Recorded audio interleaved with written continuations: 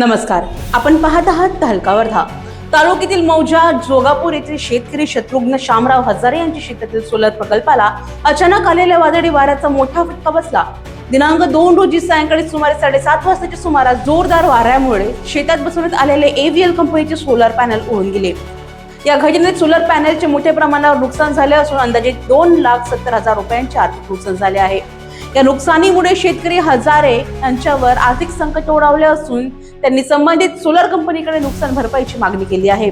अचानक आलेल्या वादळी वाऱ्यामुळे परिसरातील इतर ठिकाणीही किरकोळ नुकसान झाल्याची माहिती समोर येत आहे.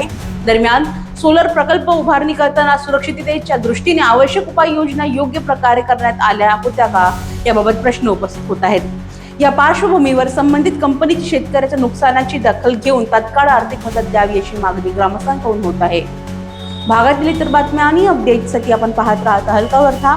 धन्यवाद.